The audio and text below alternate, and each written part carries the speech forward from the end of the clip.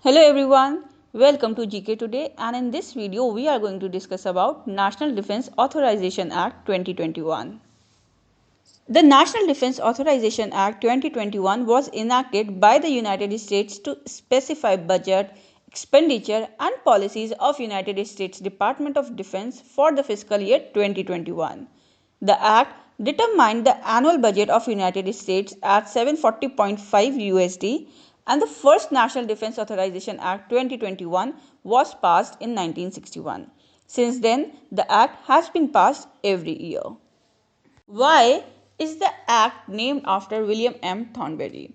So the act has been named the William M. Thornberry National Defence Authorization Act, and it has been named after him to honor him because he served as the chair of the House Armed Service Committee, and this committee is responsible for funding and oversight of Department of Defense in the United States.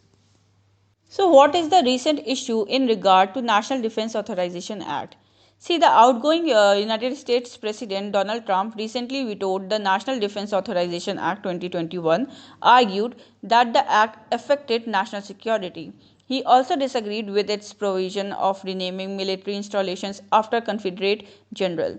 However, the House of Representatives voted to override the veto power of the President Trump. So what are the veto powers of the United States President? The President of United States may choose to veto or reject the legislation on rare occasions, and however the lawmakers can override the veto and enact bills into law by providing two-thirds of vote in both the chambers of Congress.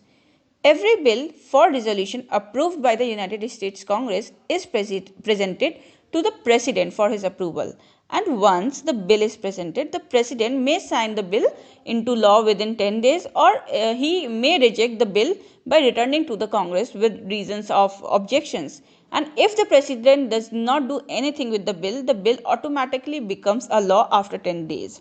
The term veto does not appear in the Constitution of United States.